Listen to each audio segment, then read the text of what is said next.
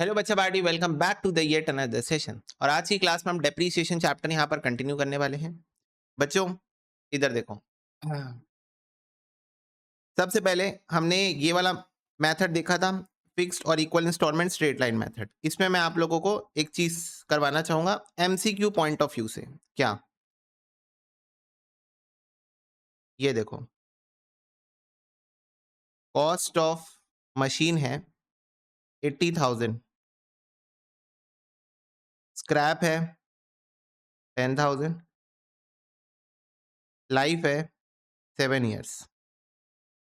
Calculate करो rate of depreciation. चलो मुझे बताओ रेट ऑफ डेप्रीसिएशन क्या होगा। What is the rate of depreciation?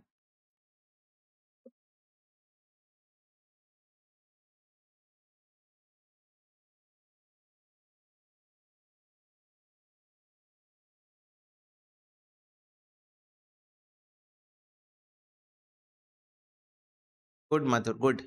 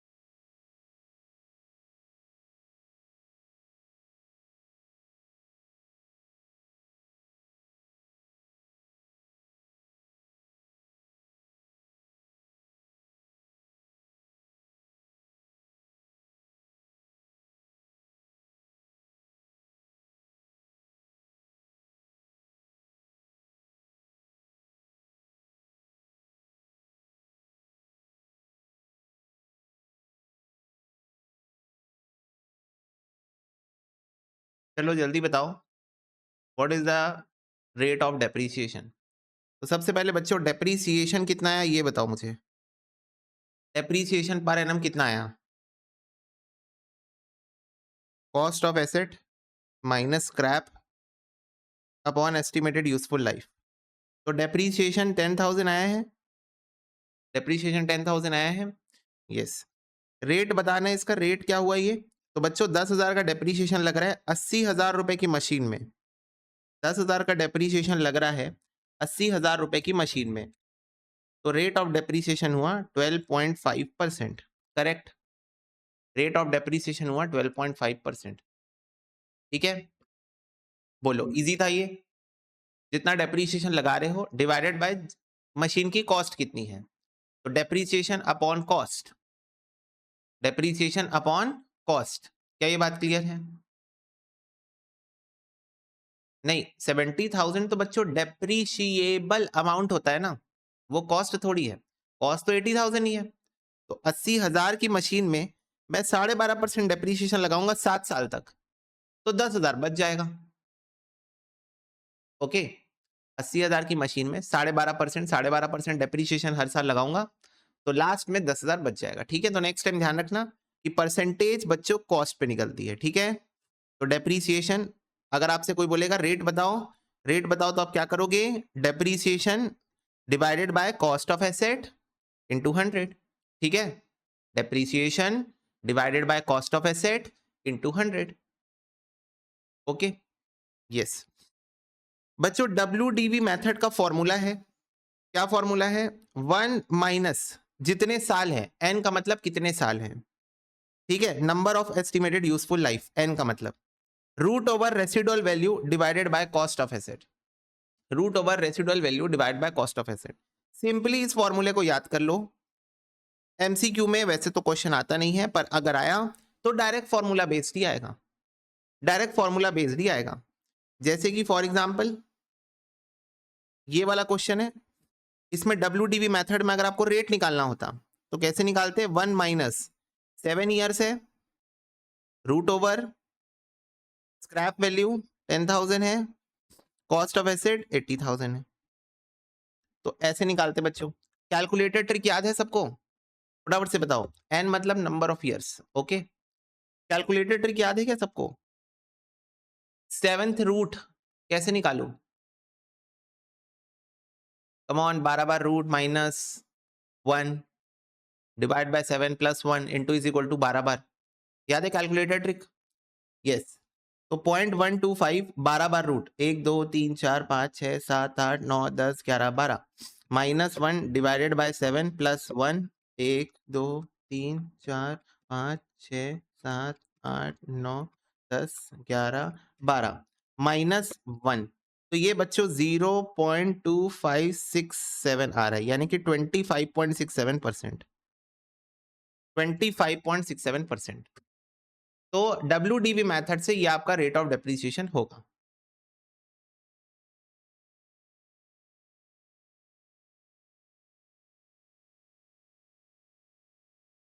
क्या ये बात क्लियर है सबको? फटाफट से बताओ।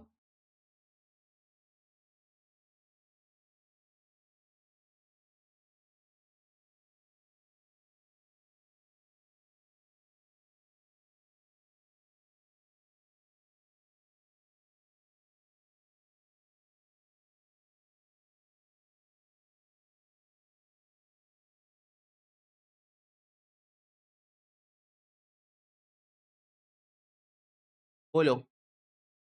यस। अब बच्चों मैं आपको चाहता हूं, हाँ, कि आप एक बार क्रॉस चेक करो। मेरे को एक बात बताओ, WDV से तुम्हारा ये रेट आया है, बोलो हाँ। WDV मेथड अगर आप लगाना चाहते हो, रिटर्न डाउन वैल्यू मेथड अगर आप लगाना चाहते हो, तो this is the rate you got, right? This is the rate you got. The point is, अब मेरे को बताओ, अगर WDV मेथड से ये रेट आया है, तो इसका मतलब मेरी जो 80,000 की मशीन है उसमें मैं 7 बार इसको माइनस करूंगा, 7 बार इस परसेंटेज को मैं माइनस करते रहूंगा, 7 बार इस परसेंटेज को मैं माइनस करते रहूंगा, तो लास्ट में 10,000 की स्क्रैप वैल्यू बचनी चाहिए। एम आई राइट? मैंने उसी तरीके से रेट निकाला है ना, कि लास्ट में 10,000 की स्क्रैप वैल्यू बचनी चाहिए। तो एक बार सारे बच्चे मुझे चेक करके बताओ कि 80,000 में से बच्चों 7 टाइम्स माइनस करो, 25.67%। 7 साल है ना, 7 ईयर्स है, 7 ईयर्स है। तो हमारा जो रेट आया है, लेट्स चेक कि ये सही है या नहीं। लेट्स चेक कि ये रेट सही है या नहीं। तो बच्चों 7 टाइम्स, 7 बार 25.67% को माइनस करो 80,000 से, और देखो 10,000 आता है क्या स्क्रैप वैल्यू 7 साल के अंत में।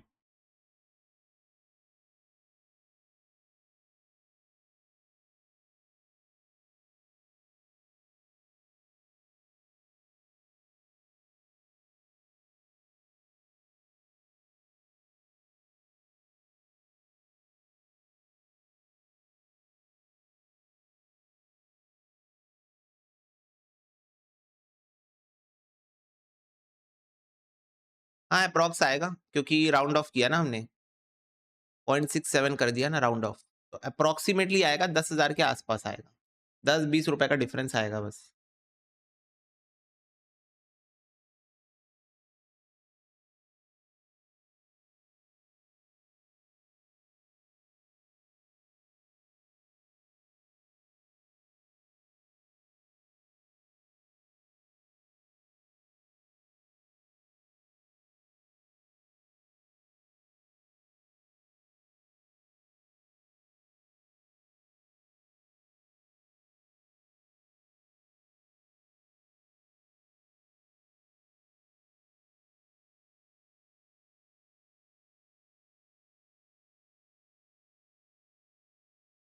आ गया ना? यस। तो इसका मतलब हमारा आंसर एब्सोल्युटली करेक्ट है बच्चों। तो ये WDV का फॉर्मूला तुम याद रखना, ठीक है? इसके बाद ये वाला बच्चों बहुत इंपॉर्टेंट है, क्वेश्चन एग्जाम में बहुत फ्रीक्वेंटली आता है MCQ में, sum of year of digit method. Depreciation इसमें कैसे निकालते हैं? जो भी आपका डेप्रीशिएबल अमाउंट है, क्या है? डेप्रीशिएबल अमाउंट, यानी कि cost minus scrap, into number of years of balance useful life including current year divided by total of the digit of the useful life of the asset in years. Okay, इस तरीके से निकालना है। मधुर पूछ रहा है कैसे आया? मधुर बेटा, ये क्वेश्चन इनवैलिड है। कैसे आया? -25%, -25%, -25%, -25%, -25, -25, -25%। 7 बार करना है कैलकुलेटर में बस। आ जाएगा। चलो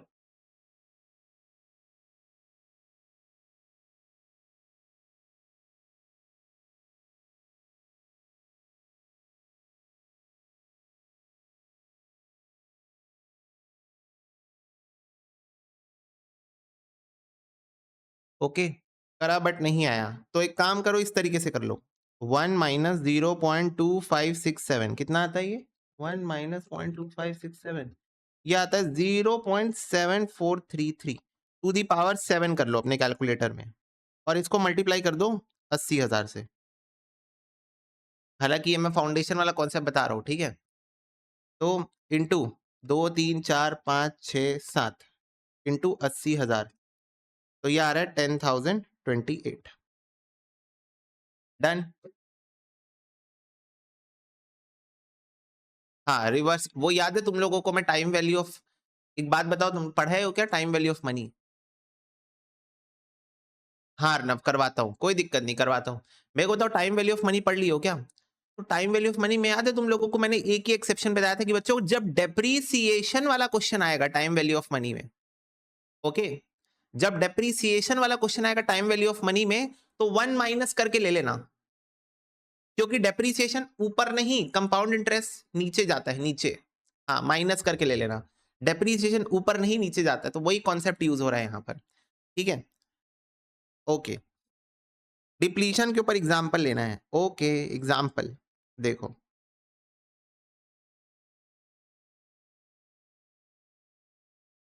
पहले बच्चों याद रखना, इसको वेस्टिंग एसेट बोलते हैं। ओ माय गॉड, कितने बार बोलूं?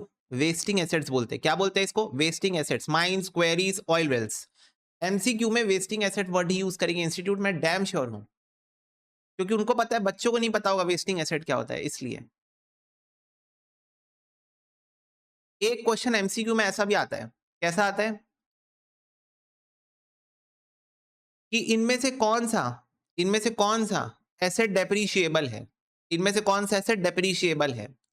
तो डेप्रीशिएबल में एक तो गुडविल लिखा रहता है, कॉपीराइट्स लिखा रहता है, ट्रेडमार्क लिखा रहता है, ट्रेडमार्क वाला क्वेश्चन था शायद, ट्रेडमार्क लिखा हुआ था, फिर एक लैंड लिखा हुआ था, लैंड, लैंड लिखा हुआ था, और इन्वेंट्री लिखा हुआ था। तो बच्चों बताओ, ट्रेडमार्क्स, लैंड और इन्वेंट्री, ठीक है? भैया बता दो, मधुर क्या बताना है? फटाफट से बताओ, ट्रेडमार्क, लैंड, इन्वेंट्री, तीन चीजें हैं, इन तीनों में से कौन सा डेप्रीशिएबल एसेट है? बताओ, इन तीनों में से कौन सा डेप्रीशिएबल एसेट है?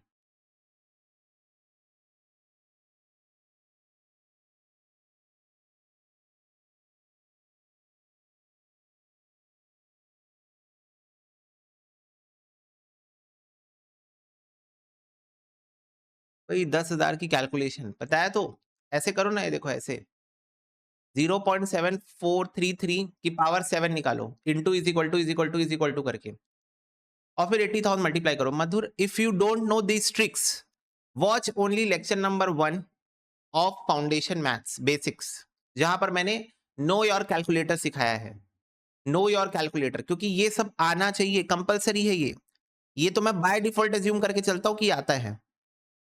हाँ वही, पावर निकालना, रूट निकालना, लॉग निकालना, मैंने सब सिखाया है। तो वॉच लेक्चर, और इट इज वेरी इंपॉर्टेंट ना, it is very very important. मान लो मैं टेम्पररी सिखा भी दूं, पर if you are not knowing this tricks, this calculator tricks, you are going to be in trouble, because FM में ट्रिक लगनी है, इंटरमीडिएट के अंदर एफएम में भी ट्रिक लगनी है, कॉस्टिंग में भी ट्रिक लगनी है, अकाउंट्स में भी ट्रिक्स लगनी है, कैलकुलेटर ट्रिक्स, तो ये सब आना चाहिए हमको, ठीक है? तो फर्स्ट लेक्चर एक बार देख जरूर लेना। बच्चों ये बताओ, मेरे प्यारे प्यारे बच्चों ये बताओ, ये चालाकी कर रहे हो ना तुम लोग, थोड़ी देर के बाद आंसर दे रहे हो, गूगल करके दे रहे हो आंसर, है ना? क्यों? अर्नव, एस, गूगल किया हो ना तुम लोग आंसर? मेरे को एक बात बताओ, इन्वेंट्री में कब से डेप्रीशिएशन लगने लगा? क्यों भाई? सोनम, तनु, बेटा दिमाग घर में नहीं छोड़ के आना होता है, लेके आना होता है अपने साथ क्लास में,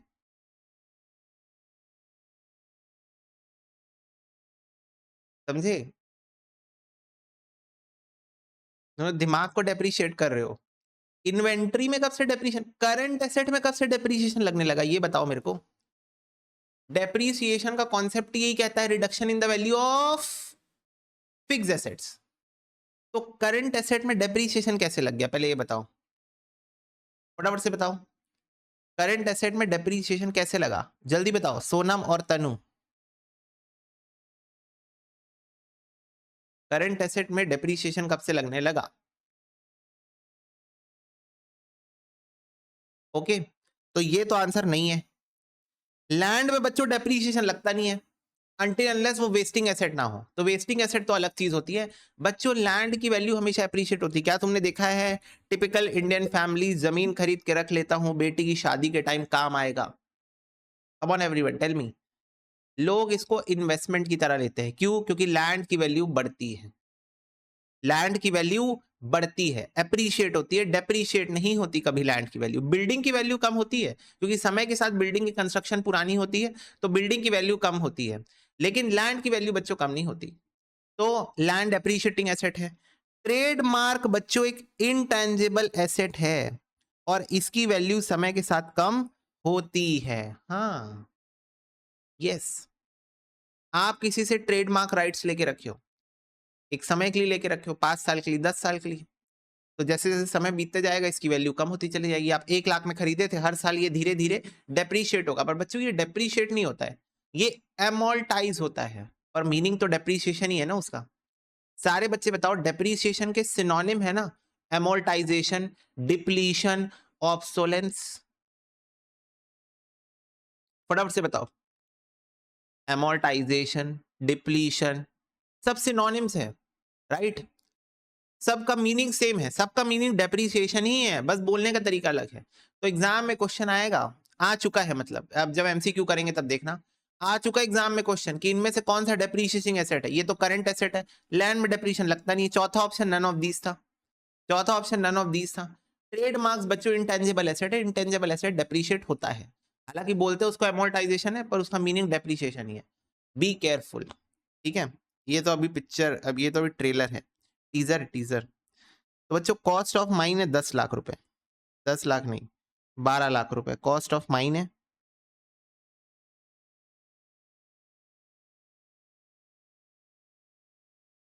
रेसिडुअल वैल्यू ऑफ माइन है 50,000 रुपए।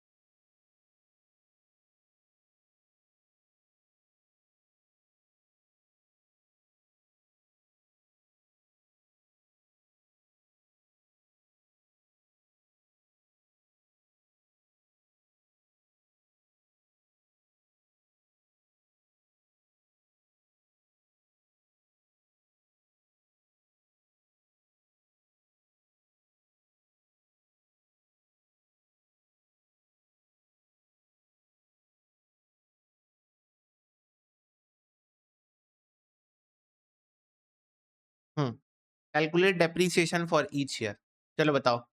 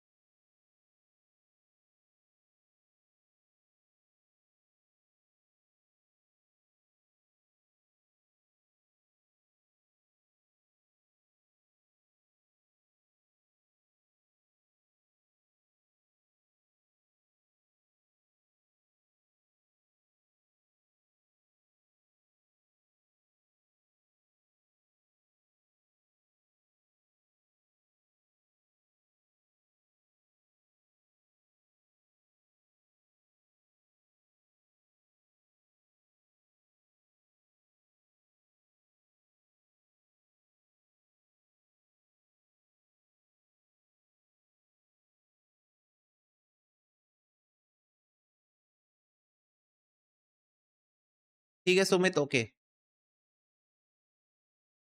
यू मे गो, रिकॉर्डेड देख लेना बाद में।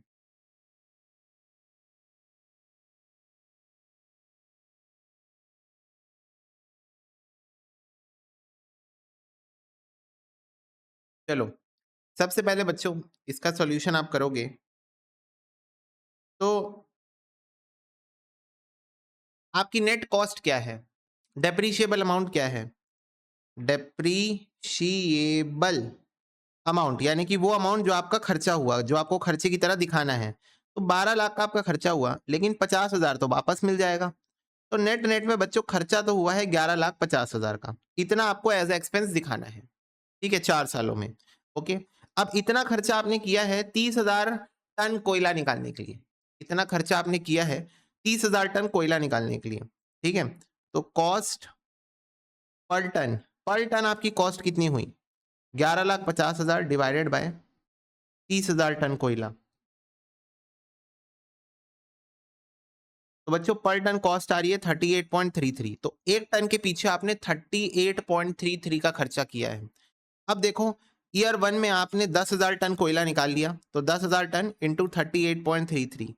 ईयर 2 में 8,000 टन निकाल लिया, ईयर 3 में 5,000 टन निकाल लिया, ईयर 4 में 7,000 टन आपने निकाल लिया है। तो आप इसको मल्टीप्लाई करोगे इंटू 10,000, तो ये आ रहा है 3,83,333 इंटू 8,000, तो ये आ रहा है 3,06,667 इंटू 5,000, तो ये आ रहा है 1,91,667 और इंटू 7,000, तो ये आ रहा है 2,68,333। ओके, तो ये बच्चों आपका हर साल का डेप्रीसिएशन आ जाएगा। बोलो, समझ में आया Arnav?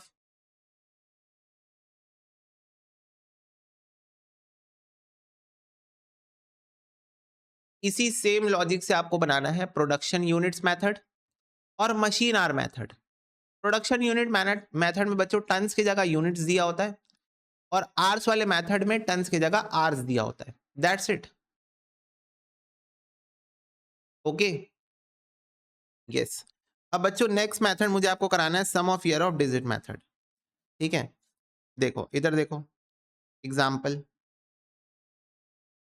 Cost of machine 1 lakh, scrap 10,000,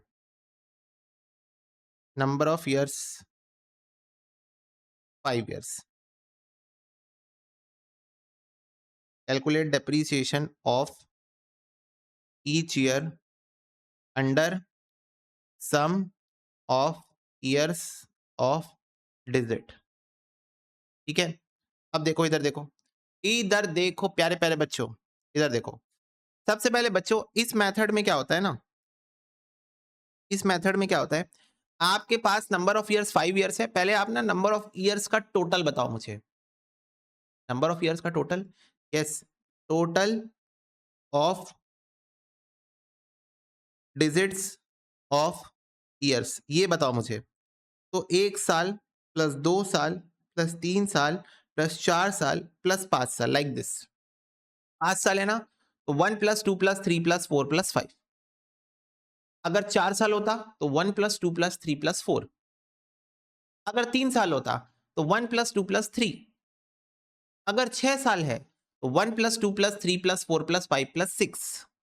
मतलब जितना साल है उतने साल्स के डिजिट्स को प्लस करके बताओ मुझे कितना आ रहा है। तो ये 15 आ रहा है बच्चों। इसको निकालने का भैया क्या कोई आसान तरीका है? हाँ है, एक फॉर्मूला है बच्चों, n प्लस 1 बाय 2। ये ना करके आप ये फॉर्मूला भी लगा सकते हो चाहो तो इससे क्या होगा, n मतलब कितने नंबर ऑफ ईयर्स है, तो नंबर ऑफ ईयर्स है 5, 5 प्लस 1 होता है 6 डिवाइड बाय 2, तो ये आ जाएगा 15। तो इन दोनों में से किसी भी तरीके से आप निकाल सकते हो, आप मैनुअली प्लस करके निकाल लो या आप फॉर्मूले से निकाल लो, मुझे टोटल तो चाहिए है। ठीक है, ठीक है भैया, ओके। अब इधर देखो, cost minus scrap, depreciable amount कितना है, जितना मुझे खर्चे की तरह दिखाना है over the 5 years. Over the 5 years बच्चों मेरा 1 लाख का मशीन है, लेकिन 10,000 रुपए तो वापस मिल जाएगा, तो मुझे 90,000 का खर्चा 5 सालों में दिखाना है। This is my depreciable amount. ठीक है, तो अब देखो फर्स्ट ईयर का डेप्रीसिएशन कैसे निकलेगा। डेप्रीसिएशन फर्स्ट ईयर का कैसे निकलेगा, देखो 90,000 को बच्चों मुझे 5 सालों में बांट के खर्चा दिखाना है। ठीक है, मेरा खर्चा है ये। डिवाइडेड बाय जो मैंने कहा था ऊपर, जो मैंने आपसे निकलवाया था total of digit of years, जो मैंने आपसे ऊपर निकलवाया था डिवाइड बाय 15 इनटू, मुझे ये बताओ अभी मैं फर्स्ट ईयर में हूं तो अभी इस मशीन की कितनी लाइफ बाकी है। आज मैं फर्स्ट ईयर में हूं तो इस मशीन की अभी कितनी लाइफ बाकी है, बोलो।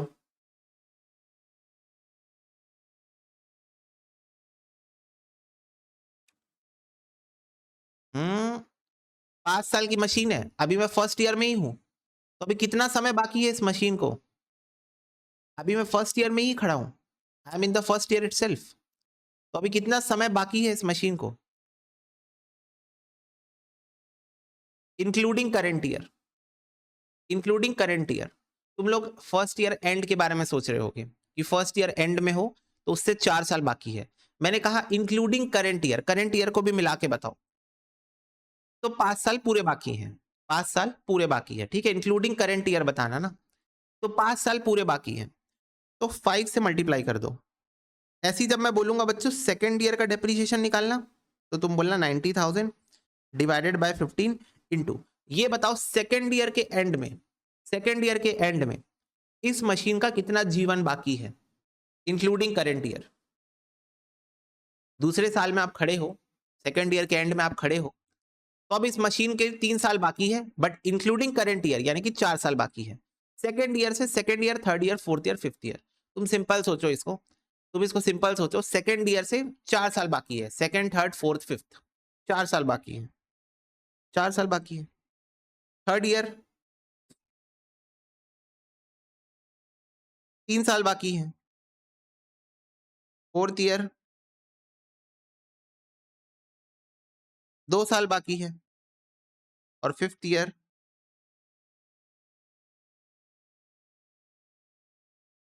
1 साल बाकी है। फिफ्थ ईयर बस 5वां साल, 1 ही साल बाकी है। तो इस तरीके से बच्चों यहाँ निकलेगा डेप्रीशिएशन 90,000 डिवाइड बाय 15 इंटू 5, 4, 3, 2, 1। ठीक है, so this is how sum of year of digit method work. फटाफट से बताओ, समझ में आया सबको कि आपको लेना तो डेप्रीशिएबल अमाउंट ही है जो आप हर क्वेश्चन में लेते हो, उसको आपको डिवाइड करना है total of the digit of the years, number of years, total of the digit of the number of year से, और मल्टीप्लाई करना है बच्चों जिस साल में आप खड़े हो उस साल से अभी कितना जीवन और बाकी है उस एसेट का, कितनी लाइफ अभी और बाकी है, number of life, number of years of life remaining. What you have to do, you have to divide with the total of the digit of the years and then multiply the depreciable amount with the number of years remaining including current year, number of years remaining including current year. Is it absolutely clear to you all? फटाफट से बताओ, clear है? बिल्कुल note कर लो, ऊपर वाला question भी note कर लो, इसको भी नोट कर लो।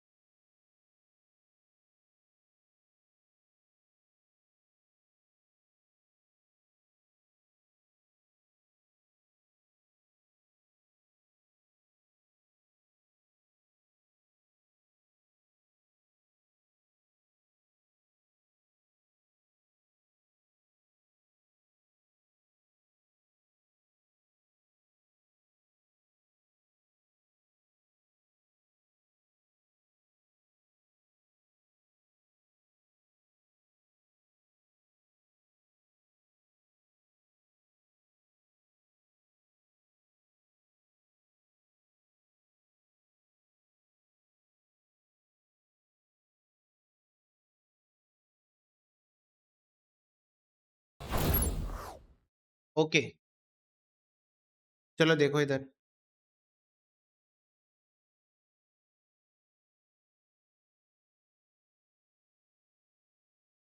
डेप्रीशिएबल अमाउंट कैसे निकलेगा बच्चों? कॉस्ट 1,80,000 प्लस 20,000 प्लस 30,000 यानी कि 2,30,000 डेप्रीशिएबल अमाउंट है, माइनस 10,000 स्क्रैप है, तो ये हुआ आपका 2,20,000 depreciable amount. Sum of years of digit, तो ये हो जाएगा n प्लस 1/2 21। ठीक है, ओके। सो डेप्रीसिएशन और फर्स्ट ईयर आएगा depreciable amount divided by 21 into, अभी कितने साल बचे हैं? अभी पूरे 6 साल बचे हैं। अभी फर्स्ट ईयर में इंक्लूडिंग फर्स्ट ईयर पूरे 6 साल बचे हैं। ठीक है, देन सेकेंड ईयर का आएगा 2,20,000 डिवाइड बाय 21 इंटू 5, देन 4321।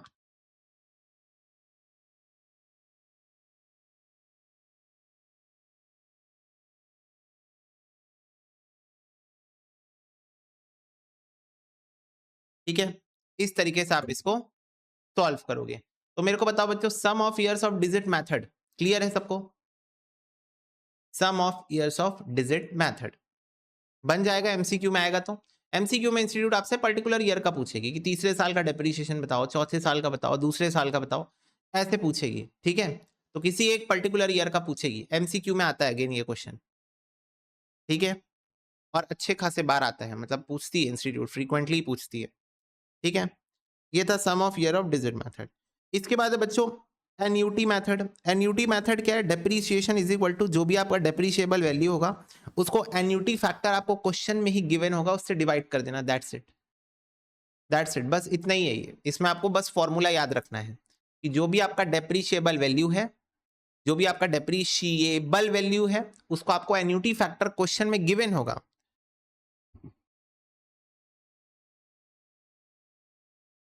उससे डिवाइड कर देना, दैट्स इट। तो आपका डेप्रीशिएशन आ जाएगा। और एक सिंकिंग फंड मेथड है बच्चों, इस ये भी काइंड ऑफ डेप्रीशिएशन जैसा होता है, एन्यूटी जैसा होता है। इसमें भी जो भी डेप्रीशिएबल अमाउंट है उसमें present value of 1 rupees at sinking fund table for given rate of interest, ये भी आपको क्वेश्चन में गिवन होगा, ये भी आपको क्वेश्चन में गिवन होगा। उससे इसको मल्टीप्लाई करना है। क्या करना है? मल्टीप्लाई करना है। जो भी आपका डेप्रीशिएशन आपको निकालना है सिंकिंग फंड मेथड से, सिंकिंग फंड मेथड से, उसमें जो डेप्रीशिएबल अमाउंट है आपका, क्या है? डेप्रीशिएबल अमाउंट है, उसको मल्टीप्लाई करना है present value of 1 rupees at sinking fund table with the given rate. क्या ये बात क्लियर है सबको? फटाफट से बताओ। ये बच्चों आपके सारे फॉर्मूलाज थे। मुझे बताओ इनमें से आप किसी फॉर्मूले में कोई डाउट है तुमको, या कोई वो है कि भैया इसका एग्जाम्पल करा दो, तो मैं करवा दूंगा। फटाफट से एक बार देखो और मुझे बताओ। ओके, प्रोडक्शन मेथड का बता दो। प्रोडक्शन मेथड में बेटा कुछ नहीं है, यही है प्रोडक्शन मेथड। सोनम, यहां पर ना कोल की जगह प्रोडक्शन लिख दो, बस वर्ड कोल की जगह लिख दो प्रोडक्शन। ये आपका प्रोडक्शन यूनिट्स मेथड बन गया, दैट्स इट। कोल की जगह आप प्रोडक्शन लिख दो वहां पर कि हम 30,000 यूनिट्स प्रोड्यूस कर सकते हैं। पहले साल हमने 10,000 यूनिट बनाया, दूसरे साल हमने 8,000 यूनिट बनाया, तीसरे साल हमने 5,000 यूनिट बनाया, चौथे साल हमने 7,000 यूनिट बनाया, टोटल 30,000 यूनिट्स। तो डेप्रीशिएशन ऐसे निकलेगा, मतलब सेम मेथड है वो। ठीक है, उसके बाद कुछ बच्चे बोल रहे हैं भैया सिंकिंग फंड एन्यूटी का बता दो। बच्चों देखो, एन्यूटी और सिंकिंग फंड मेथड एक तरीके से सेम ही मेथड है। एन्यूटी फैक्टर में क्या होता है, जो तुमने टाइम वैल्यू ऑफ मनी में पढ़ा है, 1 डिवाइडेड बाय 1 प्लस आर की पावर n, यही होता है तुम्हारा एन्यू फैक्टर। फटाफट से बताओ, एन्यूटी फैक्टर यही होता है ना तुम्हारा। तो एन्यूटी फैक्टर से डिवाइड करना, यानी कि 1 प्लस आर की पावर n से डिवाइड करना। इसको तुम सॉल्व करके निकाल देते हो तो वो ये बन जाता है प्रेजेंट वैल्यू फैक्टर। इसको अगर तुम सॉल्व कर देते हो, 1 डिवाइडेड बाय 1 प्लस आर की पावर n कर देते हो, तो वो क्या बन जाता है? तुम्हारा PV factor, present value factor.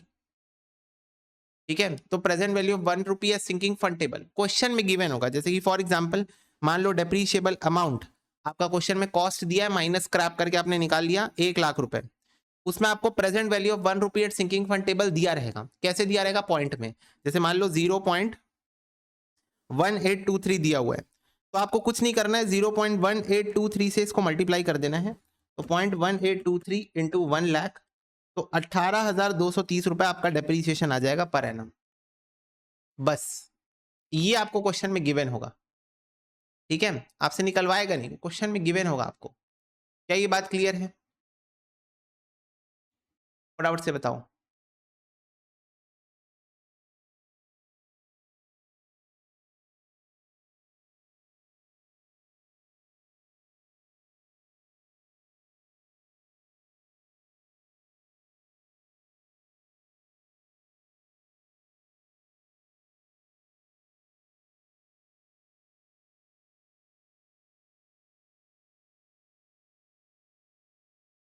Okay, yes, चलो। तो बच्चों as far as topics are concern, सारे टॉपिक्स डेप्रीशिएशन चैप्टर के यहाँ पर कवर हो चुके हैं।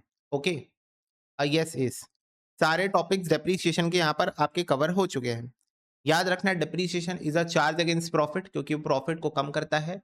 Depreciation can be because of external factor, internal factor. इसके ऊपर एमसीक्यू आता है, मैं टाइम पास करने के लिए नोट्स में नहीं डाला हूं ये पॉइंट्स।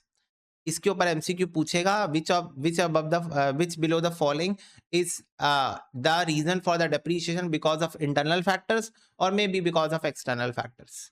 ठीक है, ऐसे करके आपसे क्वेश्चन पूछेगा। व्हाट आर द जैसे कि एक एमसीक्यू तो मैंने देखा ही था, उसमें ऑब्सोलेंस था एक्सटर्नल फैक्टर, और बाकी सारे इंटरनल फैक्टर थे। इंटरनल फैक्टर मतलब wear and tear, exhaustion, physical deterioration, ये सब याद रखना, ठीक है, ये सब आपके वजह से होता है। एग्जॉशन वेस्टिंग एसेट्स का टर्म है, डिप्लीशन का, ये भी याद रखना, मतलब ये नोट्स आपको पढ़ने हैं बार बार, ठीक है, to remember these terms. Okay, accounting for क्या बोलते हैं डेप्रीशिएशन में याद रखना कि आपका प्रोविजन फॉर डेप्रीशिएशन अकाउंट बनता है, तो डेप्रीशिएशन आप मशीन अकाउंट के अंदर ना दिखा के अलग से एक प्रोविजन अकाउंट के अंदर उसको दिखाते हो, ठीक है, अलग से। जिस दिन आपको उसको बेचना होता है, प्रोविजन अकाउंट का जो भी आपका बैलेंस होता है, उस दिन तक का डेप्रीसिएशन का बैलेंस होता है, उसको आप फिक्स एसेट के अकाउंट में ट्रांसफर कर देते हो, और फिर उसके बाद आप सेल करते हो, कंपेयर करके प्रॉफिट एंड लॉस निकालते हो। एसेट डिस्पोजल अकाउंट का आपको याद रखना है कि एसेट डिस्पोजल अकाउंट में आप जो मशीन की आपकी बैलेंस होती है उसको एसेट डिस्पोजल अकाउंट में ट्रांसफर करते हो, फिर वहां पर आप सेल करते हो। ओके, यस, वो अपलोड हो जाएंगे मधुर बाद में, ठीक है। तो ये सब कुछ कुछ बातें बच्चों आपको याद रखनी है एमसीक्यू पॉइंट ऑफ व्यू से। बाकी हम लोग जब एमसीक्यू करेंगे तब तो मैं आपको डिटेल में दिखाई दूंगा वहां पर कि देखो एमसीक्यू में यहां तक पूछ रही इंस्टीट्यूट, किस हद तक इंस्टीट्यूट डिटेल में जा रही है as far as MCQs are concern, वो तो मैं आपको बता ही दूंगा। एमसीक्यू भी है जरूरी बच्चों, है ना, बोलो, क्या ये बात सबको समझ में आ गई है? फटाफट से बताओ, यस और नो।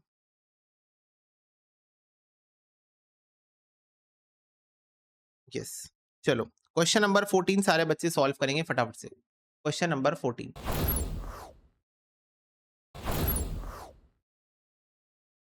आप ये करा दो, देखो मैं बताता हूँ। आपने 60 लाख की मशीन खरीदी, 10 साल की लाइफ है, 4 लाख का रेसिडुअल वैल्यू है। ओके, अब बता रहा हूँ, अभिषेक बता रहा हूँ, तो 60 लाख की आपकी एसेट है, 60 लाख की आपकी एसेट है, 4 लाख का आपका क्या है, स्क्रैप वैल्यू है, यानी कि डेप्रीशिएबल अमाउंट कितना हुआ, 60 lakh minus 4 lakh 56 lakh, 56 lakh is your depreciable amount, ठीक है। Expected production of the machine 2 lakh है ड्यूरिंग इट्स यूजफुल लाइफ, मतलब पूरे जीवन काल में, इस मशीन के पूरे जीवन काल में, ओके, इस मशीन के पूरे जीवन काल में 2 लाख यूनिट्स बनने वाले हैं। तो इसको अगर आप 2 लाख यूनिट से डिवाइड करोगे तो एक यूनिट के पीछे आपने कितना खर्चा किया, एक यूनिट के पीछे आपने 28 रुपए खर्च किए हैं, एक यूनिट के पीछे आपने 28 रुपए खर्च किए हैं। ओके, हाँ 60 लाख। ओके, अब बोल रहा है कि ईयर 1 से लेकर 2 तक, मतलब पहले साल और दूसरे साल आप 20,000 यूनिट पर ईयर बनाओगे इस मशीन को यूज करके, इस मशीन को यूज करके अभिषेक, इस मशीन को यूज करके आप पहले साल और दूसरे साल 20,000 यूनिट्स बनाओगे, तीसरे साल, चौथे साल, पांचवें साल और छठवें साल, थर्ड ईयर से सिक्स ईयर तक, 3, 4, 5, 6, थर्ड ईयर से सिक्स ईयर तक आप 15,000 यूनिट बनाओगे, आप 15,000 यूनिट बनाओगे। Seventh year, eighth year, ninth year और 10th ईयर, 4 साल, 7, 8, 9, 10, 4 साल आप 25,000 यूनिट पर ईयर बनाओगे, तो हमें बताओ अमाउंट ऑफ डेप्रीसिएशन हर साल कितना होगा? Sum of units method use करके, मतलब यहां पर इंस्टीट्यूट ने sum of years of digit method नहीं लिखा, ईयर्स ऑफ डिजिट नहीं लिखा, सम ऑफ यूनिट्स लिखा, बोला यूनिट्स के बेसिस पे निकाल दो। अगर ईयर लिखा होता, sum of years of digit लिखा होता, तो sum of years of digit use करते। यहां पर इंस्टीट्यूट ने ईयर्स नहीं लिखा है, तो यूनिट्स के बेसिस पे इसको निकाल देना। तो 28 पर यूनिट आ रहा है, तो पहले साल और दूसरे साल का डेप्रीशिएशन होगा बच्चों, इंटू 28 करके निकाल लो, 28 इंटू 20,000। तो पहले साल और दूसरे साल, first year and second year, आप 5,60,000 का डेप्रीशिएशन लगाओगे। ओके, यस, समझ गए कि नहीं समझ गए? सोनम, अभिषेक, 4,20,000 रुपए का डेप्रीसिएशन लगाओगे third year, fourth year, fifth year और सिक्स्थ ईयर। ठीक है, 4,20,000 का डेप्रीसिएशन लगाओगे। और बच्चों 7 लाख रुपए का डेप्रीसिएशन लगाओगे seventh year, eighth year, ninth year और 10th ईयर। ये 4 साल आप 7 लाख रुपए का डेप्रीसिएशन लगाओगे। तो इस हिसाब से आपको इसको क्वेश्चन को करना है। क्या ये बात क्लियर है? फटाफट से बताओ। तो इस हिसाब से आपका आने वाले 10 सालों का डेप्रीसिएशन आएगा। ठीक है, कोई दिक्कत? अभी कोई दिक्कत इस क्वेश्चन में? फटाफट से बताओ, अभी कोई दिक्कत इस क्वेश्चन में? नो। देखो, सिंकिंग फंड के ऊपर मैंने कुछ एमसीक्यूज दिए हैं, ठीक है, इसको प्रैक्टिस कर लो। सिंकिंग फंड मेथड के अंदर अमाउंट ऑफ डेप्रीसिएशन हर साल बच्चों कैसा आएगा बताओ? मेरे को एक बात बताओ, तुमको कॉस्ट दी हुई है, कॉस्ट मतलब डेप्रीशिएबल अमाउंट, ठीक है, डेप्रीशिएबल अमाउंट दिया है, उसमें तुमको एक पर्टिकुलर चीज को बार बार मल्टीप्लाई करना है डेप्रीशिएशन निकालने के लिए। वो पर्टिकुलर चीज बार बार सेम रहने वाली है, तो डेप्रीशिएशन भी कैसा आएगा बताओ?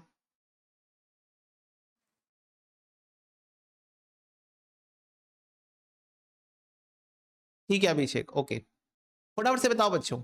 डेप्रीशिएबल अमाउंट में आपको एक पर्टिकुलर चीज मल्टीप्लाई करनी है, और वो पर्टिकुलर चीज हर बार सेम ही है, तो डेप्रीशिएशन भी हर बार सेम ही आएगा। तो इसका आंसर है बच्चों कांस्टेंट, इसका आंसर है कांस्टेंट। सिंकिंग फंड मेथड के अंदर आपका डेप्रीशिएशन हर साल सेम आएगा। Next, main objective of creating a sinking fund क्या है बच्चों? सिंकिंग फंड बनाने का मेन ऑब्जेक्टिव क्या है? तो ध्यान से सुनो, सिंकिंग फंड बनाने का ऑब्जेक्टिव क्या है? सिंकिंग फंड का मतलब है provision for depreciation, kind of sinking fund का मतलब है provision for depreciation, kind of मतलब आपको पता है कि आपकी वैल्यू ऑफ एसेट धीरे धीरे सिंक हो रही है। Come on everyone, tell me in the chat box, क्या आपको पता है कि आपकी एसेट की वैल्यू धीरे धीरे समय के साथ सिंक हो रही है? But if you feel your sinking, I will jump right over into cold water for you.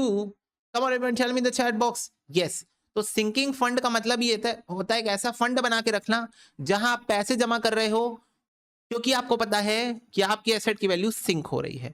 तो बच्चों क्या पर्पस होगा आप बताओ?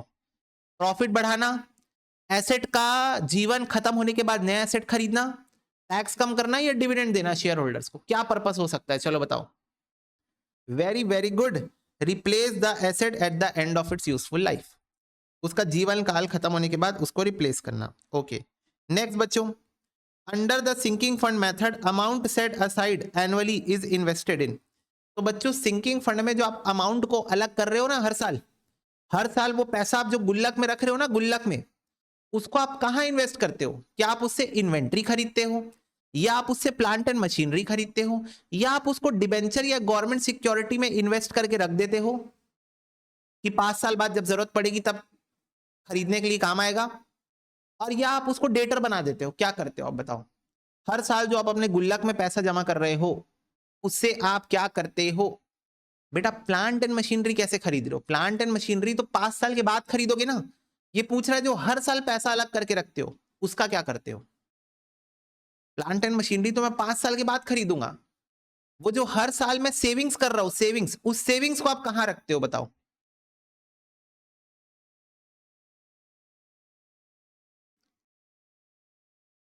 सोचो। यस, बच्चों आप उसको ना डिबेंचर या फिर गवर्नमेंट सिक्योरिटीज में इन्वेस्ट कर देते होगे। अच्छा, डिबेंचर या गवर्नमेंट सिक्योरिटी में क्यों इन्वेस्ट करते होगे? क्योंकि बच्चों इसमें रिस्क नहीं होता है। डिबेंचर या गवर्नमेंट सिक्योरिटी में रिस्क जीरो होता है, बोलो हाँ। मतलब डिबेंचर में रिस्क हो सकता है अगर कंपनी बैंकरप्ट हो गई तो, पर गवर्नमेंट सिक्योरिटी में बच्चों कोई रिस्क नहीं होता है। गवर्नमेंट बेटा, गवर्नमेंट उस दिन खत्म होगी जिस दिन वो कंट्री खत्म हो जाएगी, समझ रहे हो? जिस दिन वो कंट्री खत्म होगी उस दिन गवर्नमेंट खत्म होगी, और ऐसा होने में बहुत रेयर चांस है। उस दिन तो फिर बात ही खत्म, फिर काहे की सेविंग्स, काहे का क्या, फिर तो सभी बंद, समझ रहे हो? वाइंड अप का टाइम हो जाएगा। यस। अब ये बताओ, तुम जो मशीन के लिए पैसा जमा कर रहे हो, नए आईपैड के लिए जो मैं पैसा जमा कर रहा हूं, क्या मैं उससे इन्वेंट्री खरीदूंगा? नहीं। क्या मैं उससे नया आईपैड खरीद लूंगा एक ही साल में? नहीं। 5 साल के बाद खरीदूंगा। क्या मैं उस पैसे को कहीं सेफ जगह पे इन्वेस्ट करके रख दूंगा? हाँ। हाँ, ये सही लग रहा है। क्या मैं उससे डेटर बना दूंगा? नहीं। मैं उसको कहीं इन्वेस्ट करके रख दूंगा हर साल। 5 साल के बाद वो पैसा वहां से निकालूंगा और आईपैड खरीद लूंगा। बोलो यस और नो। बोलो। हम भी कर सकते हैं, बिल्कुल, अरे बिल्कुल कर सकते हो। डिवेंचर में आप इन्वेस्ट कर सकते हो, गवर्नमेंट सिक्योरिटी में आप इन्वेस्ट कर सकते हो।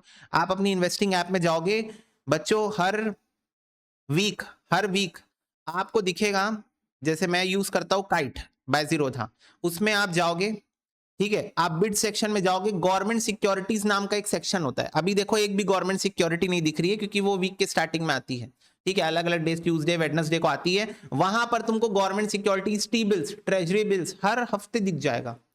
6 से 7% का रिटर्न फिलहाल दे रहा है ट्रेजरी बिल। तो आप भी उसमें इन्वेस्ट कर सकते हो, जितना चाहो उतना पैसा इन्वेस्ट कर सकते हो, कोई दिक्कत नहीं, ठीक है।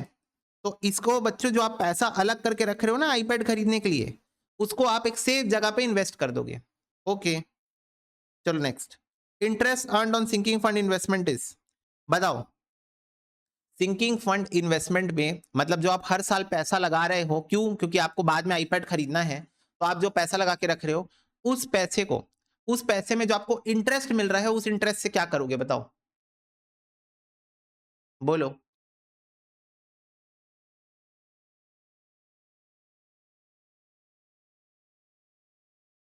प्रॉफिट है, इग्नोर कर दोगे, वापस उस पैसे को सिंकिंग फंड में ही डाल दोगे, या डिविडेंड की तरह बांट दोगे?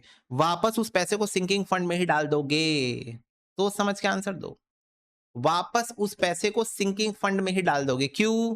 क्योंकि भाई पैसे में इंटरेस्ट मिला, उसको फिर रीइन्वेस्ट करोगे, रीइन्वेस्ट करोगे, रीइन्वेस्ट करोगे, पैसा बढ़ेगा। आपका आईपैड फ्यूचर में 1 लाख का ही नहीं मिलेगा, उससे महंगा मिलेगा। आज 1 लाख का खरीदो आप, 5 साल के बाद वो 1,20,000 का मिलेगा, ठीक है। तो जो भी इंटरेस्ट मिलेगा उसको वापस रीइन्वेस्ट कर देना, रीइन्वेस्ट, क्योंकि वो पैसा बच्चों आपके आईपैड का है, उसको आप आईपैड के पास ही रहने दो।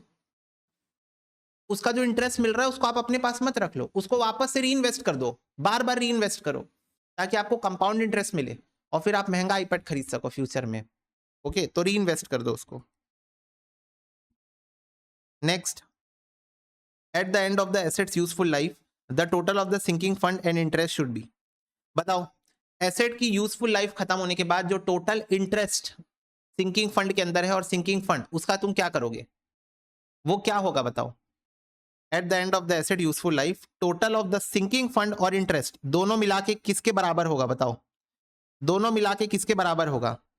स्क्रैप वैल्यू के बराबर होगा, ओरिजिनल कॉस्ट से ज्यादा होगा, इक्वल होगा to the amount required to replace the asset, मतलब न्यू आईपैड के बराबर होगा, न्यू आईपैड के बराबर होगा, या फिर जनरल रिजर्व के बराबर होगा? किसके बराबर होगा? यस, न्यू आईपैड के बराबर होगा, या न्यू मशीन के बराबर होगा। क्योंकि हमने बच्चों सोच समझ के इन्वेस्ट किया होगा ना, कि मुझे इतना रुपए चाहिए, तो कितना रुपए। बच्चों टाइम वैल्यू ऑफ मनी पढ़े हो कि नहीं पढ़े हो? जल्दी बताओ। पढ़ लियो time value of money chapter? उसमें हमने सीखा है ना कि मेरे को 5 साल के बाद इतना रुपए चाहिए, तो कितना रुपए इन्वेस्ट करूं जिससे 5 साल के बाद इतना रुपए मिल जाए, है ना। आज मैं कितना रुपए इन्वेस्ट करूं हर महीने या हर साल, जिससे मेरे को 5 साल के बाद इतना रुपए मिल जाए। तो जितना रुपए चाहिए होगा उतना ही इन्वेस्ट करता हूं। क्लियर है बात सबको? बोलो। Yes, next. Sinking fund method को बच्चों और क्या बोलते हैं? Reducing balance, no. Annuity, no. Accumulated fund, सारे बच्चे बताओ सिंकिंग फंड में मैं कर क्या रहा हूं? फंड एक्यूमुलेट तो कर रहा हूं नया आईपैड खरीदने के लिए। 5 साल के बाद नया आईपैड खरीदने के लिए मैं सिंकिंग फंड में फंड एक्यूमुलेशन ही तो कर रहा हूं। Accumulated fund. Insurance policy, no.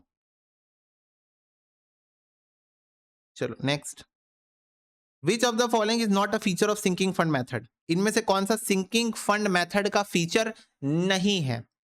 Equal amount of depreciation charge annually है, depreciation is based on usage, no, usage तो बच्चों depletion method, units method, hours basis पे होता है, investment are made outside the business, correct, किसी government security वगैरह में पैसा लगाते हैं हम लोग, बिजनेस में पैसा नहीं लगाते हैं, ये जो पैसा हम लोग सिंकिंग फंड का अलग करके रखते हैं उसको हम गवर्नमेंट सिक्योरिटी वगैरह में इन्वेस्ट करते हैं, okay, interest on investment is री इन्वेस्टेड, करेक्ट, जो भी इंटरेस्ट मिलता है सिंकिंग फंड में हम उसको बार बार री इन्वेस्ट कर देते हैं, ओके, तो ये बी आंसर है इसका, बी इसका आंसर है।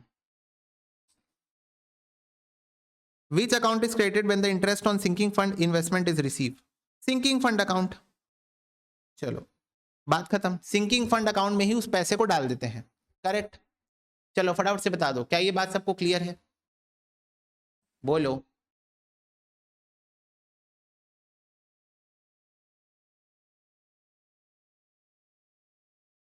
ओके, अब देखो कुछ न्यूमेरिकल क्वेश्चन भी है इसके ऊपर। एक मशीन की कॉस्ट 1 लाख है, एक्सपेक्टेड है कि वो बच्चों 5 साल चलेगी, कोई स्क्रैप वैल्यू इसकी है नहीं, तो डेप्रीशिएबल अमाउंट तुम्हारा 1 लाख ही हो गया। अगर सिंकिंग फंड 5% है तो कितना पैसा आप हर साल सेट असाइड करके रखोगे, यानी सिंपल शब्दों में कितना डेप्रीशिएशन आप हर साल दिखाओगे, जितना डेप्रीशिएशन दिखाते हो उतना ही पैसा अलग करके रखते हो। पढ़ा है ना प्रोविजन फॉर डेप्रीशिएशन के कॉन्सेप्ट में, कि जितना पैसा आप डेप्रीशिएशन में दिखाते हो उतना ही पैसा आप अलग करके गुल्लक में डाल के रखते हो, ठीक है।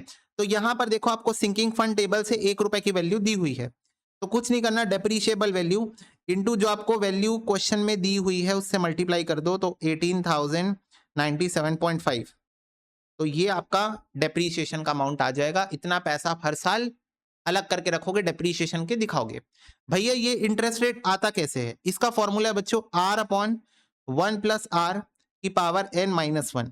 तो जैसे r है हमारा 5%, 1 प्लस आर की पावर n-1, ऐसे करोगे तो आपको ये वैल्यू देखने को मिल जाएगी, मतलब आपकी ये वैल्यू आ जाएगी। हालांकि मुझे लगता नहीं इंस्टीट्यूट फॉर्मूला ओरिएंटेड पूछेगी, but still if you want to know कि ये सिंकिंग फंड टेबल की वैल्यू कैसे आती है तो वो ऐसे आती है, ठीक है। ये देखो एक और क्वेश्चन, अगर एसेट को 6 साल में रिप्लेस करना है, कॉस्ट 1,20,000 है, 5% है, सिंकिंग फंड टेबल 6 साल के लिए इतना वैल्यू दिखा रहा है, तो एनुअल सिंकिंग फंड इंस्टॉलमेंट यानी कि डेप्रीशिएशन हर साल कितना होगा?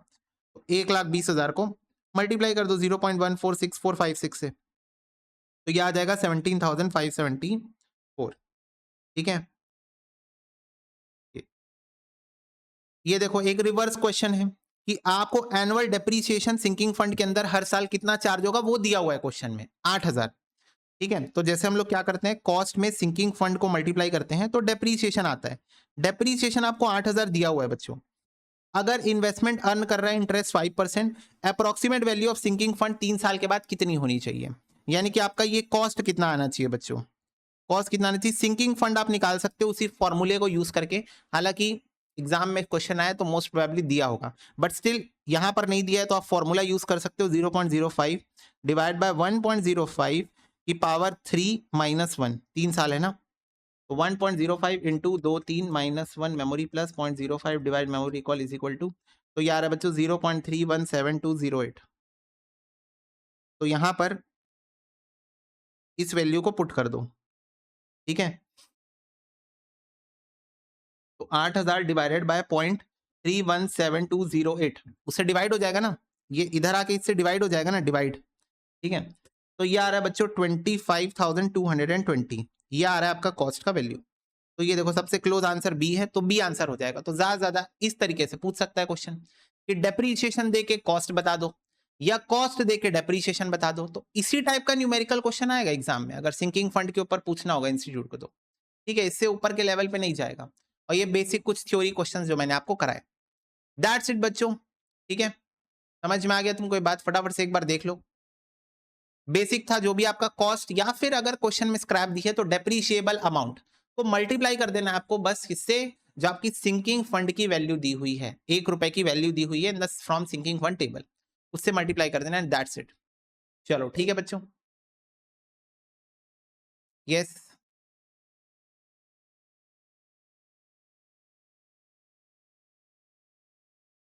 ओके। चलो ठीक है। तो बच्चों इसी के साथ डेप्रिसिएशन के हमारे सारे कॉन्सेप्ट यहाँ पर हो जाते हैं बिल्कुल ही कंप्लीट, एब्सोल्यूटली, ठीक है? ओके, अब बाकी सारी बातें हम बाद में एमसीक्यूज़ भी सॉल्व करेंगे इस चैप्टर का, ठीक है? उस टाइम पे देखेंगे, उस टाइम पे हमारा रिवीजन भी हो जाएगा एमसीक्यू जब हम लोग सॉल्व कर रहे होंगे, ठीक है? साथ-साथ में okay, as far as concepts are concerned every concept is covered of depreciation chapter, ठीक है? तो चलो आज की क्लास में बस इतना ही, मिलता है अगले सेशन में, तब तक के लिए God bless you, take care and bye-bye.